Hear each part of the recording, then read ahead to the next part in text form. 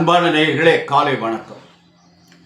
இடரினும் தளரினும் எனதரு நோய் தொடரினும் உன் கடல் தொழுதெழுவேன். கடல் தனில் அமுதோடு கலந்த நஞ்சை மிடரினில் அழகிய வேதியனே, இதுவோ எம்மை ஆளுமாறு ஈவதொன்று எமக்கில்லையே, அதுவோ உனது இன்னருள் ஆவடு தூரை அரணே, ஆவடு தூரை அரணே. அன்பான நேயர்களே, இன்று தை மாதம் 5ஆம் நாள் திங்கட்கிழமை, பிரதமை திதி, உத்திராட நட்சத்திரம். உத்திராட நட்சத்திரம் 1 மணி 8 நிமிடம் பகல், பின்னாடி திருவோணம். மரண யோகம், சித்த யோகம். உத்திராடம் இருக்கிற வரையும் மரண யோகம், பின்னாடி சித்த யோகம். ராகு காலம் திங்கட்கிழமைக்கு எப்போதுமே 7:30 முதல் 9 வரை, யமகண்டம் 10:30 முதல் 12 வரை, குளிகன் 1:30 முதல் 3 வரை, சூலம் கிழக்கு, பரிகாரம் தயிர். அன்பான நேயர்களே, இன்று கிரகங்கள்லாம் எப்படி இருக்கிறது? இன்று திங்கட்கிழமை அன்னைக்கு மகரத்தில் சூரியன், செவ்வாய், புதன், சுக்கிரன் இவங்கெல்லாம் இருக்காங்க. கும்பத்தில் சனி, ராகு இருக்காங்க. இவங்க இப்போ குரு எங்கே இருக்கார் அப்படின்னா மிதுனத்தில் இருக்கார். கேது சிம்மத்தில் இருக்கு. சந்திரனும் இப்போ மகரத்துக்கு வந்துட்டார். ஏன்னா உத்திராட நட்சத்திரம் தனுசு 1ஆம் பாதம்னா தனுசு ராசி, அது மகரத்துக்கு வந்துடுவார். அதனால் இவர் கிரகங்கள்லாம் இதான் அமைப்பு. இன்று மேஷராசி என்பவர்களுக்கு ராசி பலன்கள்லாம் எப்படி இருக்குது என்று பார்ப்போம். மேஷராசி என்பவர்களுக்கு குரு பகவான் நல்ல இடத்துல இல்லை. குரு பகவான் 3ஆம் இடத்துல இருக்கார். ஆனால் சனி ராகு மட்டும் 11ஆம் இடத்துல லாபஸ்தானத்தில் இருக்கார். ஆனால் 10ஆம் இடத்துல சூரியன், செவ்வாய் எல்லாம் இருக்காங்க. இதெல்லாம் ஒரு நல்ல அமைப்பு. 10ஆம் இடத்துல கிட்டத்தட்ட ஒரு 4-5 கிரகங்கள் ஒன்றாக சேர்ந்து இருக்கு. 4ஆம் அதிபதி போய் 10ல் இருப்பது, செவ்வாய் 10ல் இருப்பது, சூரியன் 10ல் இருப்பது, இதெல்லாம் உங்களுக்கு மேஷராசிக்கு ஒரு நல்ல அமைப்பு என்று சொல்லலாம். தொழில் சாணம் நன்றாக இருக்கும் அப்படின்னு ஒரு அமைப்பு. பொதுவாக இந்த 10ல் சூரியன், சந்திரன் இருந்தாலே அரசு பணி கிடைக்கும்னு சொல்லுவாங்க. அது ஒரு அமைப்பு. அதோட செவ்வாய் 10ல் இருந்தால் தொழில் பிரமாதமாக இருக்கும் அப்படின்னு சொல்லுவாங்க. இதெல்லாம் இந்த மேஷராசி என்பவர்களுக்கு இன்றைக்கு நல்ல நாள். அன்பான ரிஷபராசி என்பவர்களை, உங்களுக்கு இன்றைக்கி குருபான் நல்ல இடத்துல இருக்கார், அருமையான இடத்துல இருக்கார். சனி ராகு 10ஆம் இடத்துல இருக்கார். அது ரெண்டும் உங்களுக்கு நல்ல அமைப்பு. தொழில் சாணம் பிரமாதமாக இருக்கும். குரு 2ஆம் இடத்துல குடும்பஸ்தானத்தில் இருப்பது நல்ல பலன்களை தரும், நன்மை உண்டு அப்படிங்கிற ஒரு அமைப்பு. அன்பான மிதுன ராசி என்பவர்களை, உங்களுக்கு ஜென்ம குரு இடமாற்றங்களை கொடுக்கும். இருக்கிற இடத்த விட்டு வெளியில் போகிற மாதிரி இருக்கும். வெளிநாட்டுக்கு போகலாம், வெளிநாட்டில் இருந்தால் இங்கே வரலாம், ஊர் மாறலாம், பதவி மாறலாம், இப்படிலாம் எத்தனையோ இடம் மாற்றங்கள் எல்லாம் இருக்குது. பார்த்து கவனம் நடந்து கொள்ளுங்கள். பிரச்சனைகளை உருவாக்கும் அப்படின்னு ஒரு அமைப்பு இருக்குது. அதனால் பிரச்சனைக்கு இடம் கொடுத்துடாதீங்க. அன்பான கடகராசி என்பவர்களை, உங்களுக்கு விரயத்தை உண்டு பண்ணுறதுக்கு குருபான் 12ல் இருக்கார். அதனால் தேவையில்லாத விரயங்கள் எல்லாம் ஏற்படுத்துவார். இந்த சனி ராகு வேறு 8ல் இருக்காங்க. அதுவும் ஒரு நல்ல அமைப்பு கிடையாது. அதனால் பார்த்து கவனமாக நடந்து கொள்ளுங்கள். தேவையில்லாத விரயங்களை ஏற்படுத்தும். முடிஞ்சதுன்னா நல்ல விரயமாக பண்ணுவோம். அன்பான சிம்மராசி என்பதில் குருபான் 11ஆம் இடத்துல இருக்கார். ஆனால் சனி ராகு 7ஆம் இடத்துல இருக்கார். மனைவி கணவனுடைய உடல்நிலை ரொம்ப ஜாக்கிரதையாக இருக்கணும். அதனால் அது என்னமா அது பாதிக்கும். அது அந்த சனி பயிற்சி வரையும் அது நல்லா இருக்காது. மாசி 22ஆம் தேதி சனி பயிற்சி. அன்பான குரு பகவான் நல்ல இடத்துல இருக்கிறனால கவலைப்படுவார்னா நன்மை செய்வார். கன்னிராசி என்பதிலே, உங்களுக்கு சனி ராகு 6ஆம் இடத்துல இருக்கார். அதனால் உங்களுக்கு நன்மை. அதனால குரு பகவான் 10ல் இருக்கார். கெட்ட பேர்களை ஏற்படுத்துவார். பார்த்து நிதானமாக கவனமாக நடந்து கொள்ளுங்கள். அன்பான கன்னிராசி என்பது ரொம்ப கவனம் தேவை. துளாராசி என்பவர்களே, உங்களுக்கு அமோகமான நாள். 9ஆம் இடத்துல குரு இருக்கார். இந்த 9ஆம் இடத்துல குரு இருக்கிறது என்ன பண்ணும்னா, நல்ல காரியங்கள் அனைத்தையும் செய்யும். ஐயா என்னென்னையா நல்ல காரியம் நடக்கும் அப்படின்னா, அவங்களுக்கு தகுதிக்கு வயதுக்கு ஏற்ப நல்ல காரியங்கள் நடக்கும்.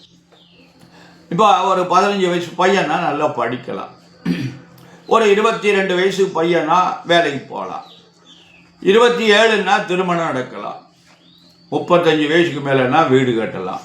இப்படியெல்லாம் எத்தனையோ நன்மைகள்லாம் இருக்குது. அவங்க வயதுக்கு தக்கபடி தகுதிக்கு தக்கபடி நன்மைகள்லாம் நடக்கும் அப்படின்னு நம்ம. விருச்சிக ராசி என்பவர்களுக்கு அட்டம குரு, புதுசாக எதையும் பண்ணாதீங்க, தயவுசெய்து பண்ணிட்டு மாட்டிட்டு முடிக்காதீங்க. மற்ற கிரகங்கள்ல அமோகமாக இருக்குது அப்படின்னாலும் முக்கியமான கிரகம் குரு 8ல் இருக்காரு, அதோட 4ல் சனி வேற இருக்காரு. இதெல்லாம் உங்களுக்கு நன்மை பண்ணாது. அதனால் பார்த்து ஜாக்கிரதையாக நடந்து கொள்ளுங்கள். ஒரு குரு பயிற்சி வரையும் புதுசாக எதையும் பண்ணாதீங்க, என்ன பண்ணிட்டு இருக்கீங்களோ அதை அப்படியே பண்ணுங்க. தனுசு ராசி என்பவர்களுக்கு அருமையான நாள், நல்ல நாள், நல்லது நடக்கும், நல்ல காரியம்லாம் நடக்கும், திருமணம் நடைபெறும், குழந்தை ஏற்படும், வீடு கட்டலாம், இதுக்கெல்லாம் நல்ல வாய்ப்புகள் இருக்கு. அன்பான மகர ராசி என்பதில் உங்களுக்கு 7னுடைய தாக்கம் முடிய போகிறது. மாதம் 22ஆம் தேதியோட 7னுடைய தாக்கம் முடிகிறது. பார்த்து கவனமாக நடந்து கொள்ளுங்கள். குரு பகவான் நல்ல இடத்துல இல்லை, 6ல் இருக்காரு, ஆரோக்கியத்தில் கவனம் தேவை. கும்பராசி என்பதில் உங்களுக்கும் ஜென்மச்சனி மாறப்போகிறது, அதனால் பார்த்து ஜாக்கிரதையாக நடந்து கொள்ளுங்கள். உங்களுக்கு இன்னும் 2.5 ஆண்டுகள் 7னுடைய தாக்கம் இருக்கிறது, பார்த்துக்குங்க. அவங்கவுங்க வயது தக்கபடி 7 சனி பலன் தரும். குரு உங்களுக்கு 5ஆம் இடத்துல இருக்காரு, நல்லது நடக்குது. அடுத்து 6ஆம் இடத்துக்கு வர போகிறாரு. மீனராசி என்பதில் உங்களுக்கு 7னுடைய தாக்கம் இருக்கிறது.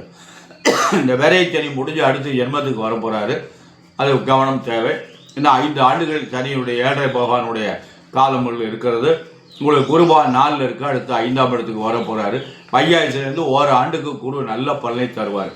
அன்பான மீனராசி, கும்பராசி, மகர ராசி என்பதில் உங்களுக்கு 7னுடைய தாக்கம் இருக்கிறதுனால பார்த்து ஜாக்கிரதையாக நடந்து கொள்ளுங்கள். அன்பான நேயர்களே, இன்று ஒரு முக்கியமான தலைப்புக்குள்ளே போவோம். இந்த ஊமத்தநாடுங்கிற கிராமத்தில் முருகானந்தம்னு ஒரு நண்பர் ஒரு சில கேள்விகளை கேட்டிருக்காரு. அதுக்கு ஐயா கொஞ்சம் பதில் சொல்லுங்க அப்படின்னு சொல்லியிருக்காரு. ஒரு 4-5 கேள்விகளை கேட்டிருக்காரு. அந்த 4-5 கேள்விக்கும் ஒட்டுமொத்தமாக ஒரே நாளில் சொல்ல முடியாது. ஒவ்வொரு நாளைக்கும் இந்த ஒரு கேள்விக்கு பதில் சொல்லலாம்னு நினைக்கிறேன். இன்றைக்கு முதல் கேள்வி அவர் என்ன கேட்டிருக்காருன்னா, அருமையான கேள்வி.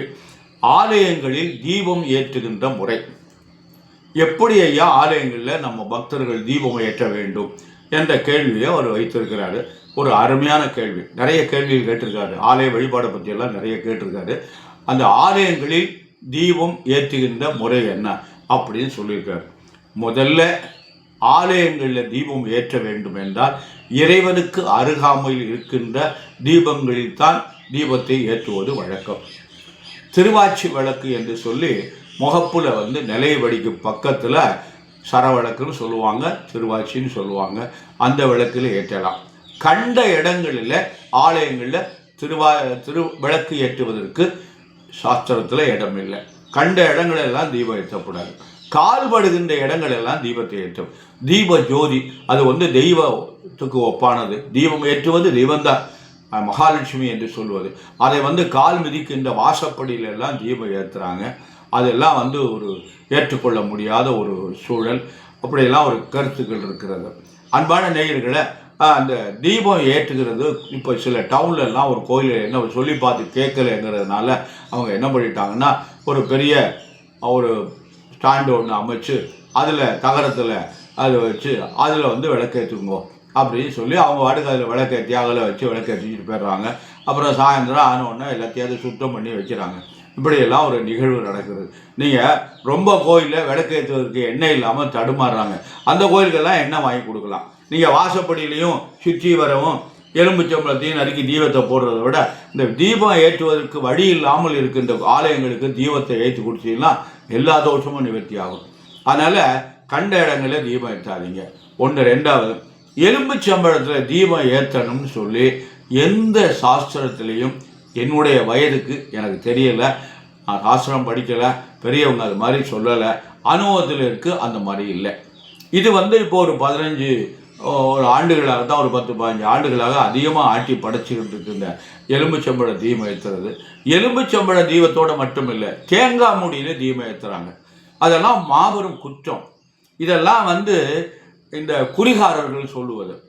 சித்தர்கள் என்ற பெயரில் நிறைய பேர் முளைச்சிருக்காங்க. அவங்க சொல்கிறது பூசணிக்காயில் தீபம் ஏற்ற சொல்கிறாங்க. இதெல்லாம் ஒரு தவறான கருத்துக்கள். ஆலயங்களில் இதுக்கெல்லாம் அனுமதி கொடுக்கக்கூடாது.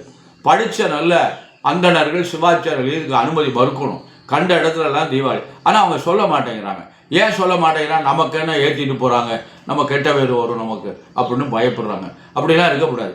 தவறு நம்முடைய மக்கள் அவங்க தவறான வழியில் போகும்போது அதை அவங்கள திருத்தி ஒரு நல்வழிப்படுத்த வேண்டியது நம்முடைய கடமை. இப்படிலாம் செய்யக்கூடாதுமா, இப்படிலாம் பண்ணக்கூடாது என்று சொல்லுகின்றார்கள். இது மாதிரி நிறைய தவறுகள்லாம் நடக்குது. அதோட வெத்தலையில் மாலையை விளக்கேற்றுறாங்க, அதுவும் தவறானது. இதில் எந்த ஆகமத்தில் நல்லா படித்தவங்களை கேட்டுட்டு ஒரு காரியத்தை செய்யுங்க. இது செய்யலாமா? யாராவது ஒருத்தர் ஒரு கோயிலில் உள்ள ஒரு அர்ச்சகர் சொன்னார்னா அவர் பேச்சை கேட்டுட்டு செய்யாதீங்க. அர்ச்சகர் எல்லாருமே வேதம் படித்தவங்க ஆகமம் படித்தவங்கன்னு சொல்ல முடியாது. பாரம்பரியமாக தொழில் பண்ணிட்டு இருக்காங்க, அவங்களால படிக்க முடியல, அவங்களுக்கு தெரிஞ்சதை சொல்கிறாங்க, அது ஏற்றுக்கொள்ள முடியாது.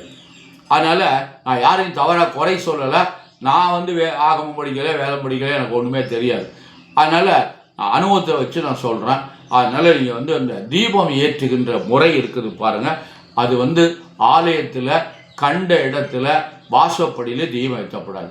ஒரு தாம்பாளத்தில் 2 அகல் விளக்கு, அகல் விளக்கு தான் தீபம் ஏற்றுக்கும். மண்ணால் செய்த அகல் விளக்கு. அந்த காலத்தில் பண்டை காலத்திலேருந்து பாரம்பரியமாக அந்த ஏற்றப்படுகின்ற அகல் விளக்கு இருக்குது பாருங்கள், அதைத்தான் நம்ம ஏற்றணும். எலும்புச்சம்பழத்து அதுவும் 2 தீபத்தையும் ஒட்டி வைக்கிறாங்க, 2 முகத்தையும் ஒரே இடத்துல சேர்ற மாதிரி இப்படிலாம் பண்ணுறாங்க. வாசப்படியில் எலும்புச்சம்பழ சாரை புழிஞ்சு விட்டு அதில் மஞ்சள் பொடியை போட்டு அது மேலே கோலம் வச்சு அதில் விளக்கேற்றுறாங்க. இதெல்லாம் மாபெரும் தவறு. அதாவது நம்ம செய்கின்ற பரிகாரங்கள் தவறான முறையில் செஞ்சோம்னா நமக்கு தவறான பலன் தான் கிடைக்கும், நன்மையான பலன் கிடைக்காது. அன்பான நேயர்களே, தவறான தீபம் ஏற்றுகின்ற பொழுது நம்ம தவறான வெத்தலையெல்லாம் தீபம் ஏற்ற சொல்லி எந்த சாஸ்திரத்திலையும் சொல்லலை. வெத்தலை மகாலட்சுமி அவங்கள நைவேத்தியத்துக்கு தான் பயன்படுத்தியிருக்க தவிர அவங்கள தீபம் ஏற்றுவதற்கு பயன்படுத்தலை. அறகுறையானவர்கள் சொல்லியிருக்காங்க. அதோட நெல்லிக்காய் மாலை போடணுமோ ஒருத்தர் சொன்னாராம், அதை வேற நெல்லிக்காய் மாலை போட ஆரம்பிச்சுட்டாங்க. நெல்லிப்பொடி அபிஷேகத்துக்கு உயர்ந்தது. நெல்லிப்பொடி கடையில் வாசனை திரவியப்பொடி கடையில் நெல்லிப்பொடி விற்கிது. அந்த நெல்லிப்பொடியை வாங்கி அபிஷேகம் பண்ணோம்னா நமக்கு உஷ்ண சம்பந்தப்பட்ட வியாதிகள்லாம் நோக்கும், குறையும். அதே இந்த நெல்லிக்காயை மாலையை போட சொல்லலை. தேங்காய் மாலையெல்லாம் வேற போடுறாங்க. அதெல்லாம் அந்த மாதிரியெல்லாம் போடக்கூடாது. எதை எப்படி வச்சு நம்ம பூஜை பண்ணணும் அப்படின்னு ஒரு சில முறைகள் இருக்குது. அந்த முறைகளை நாம் தவிர்த்து விட்டு செய்கிற போது அது தவறான பலன் தான் கிடைக்குமே தவிர நல்ல பலன் கிடைக்காது. அன்பான நேயர்களே, நாம் எல்லோரும் நல்ல பலன்களை அடையணும், நம்முடைய குழந்தைகள்லாம் நலமுடன் இருக்கணும் என்பதற்காகத்தான் இந்த பதில். அதனால் தவறாக எண்ணிக்கொள்ளார்கள். நான் சொல்லுவது உங்களுக்கு தவறாக தெரிந்தால் மன்னித்து கொள்ளுங்கள். எனக்கு தெரிந்ததை நான் சொல்கிறேன். நீங்களெல்லாம் நல்லபடியாக இருக்கணும், நல்ல விஷயமாக இருக்கணும், உங்கள் குழந்தைகளாக நன்றாக இருக்கணும், நல்லா படிக்கணும், கை நிறைய சம்பாதிக்கணும், அந்த குழந்தைகளுக்கு நல்ல வாழ்க்கை துணை அமையணும் என்பதற்காகவும் எல்லாம் வல்ல எம்பெருமான் சர்வேஸ்வரனையும் வள்ளல் பெருமான் முருகப்பெருமானையும் என் அன்னை பராசக்தி மாதா துர்கா பரமேஸ்வரையும் என் அன்னை முத்துமகாமாரி தாய் முத்துமகாமாரி என்பையும் பிரார்த்தனை செய்து நிறைவு செய்கிறேன். நன்றி, வணக்கம்.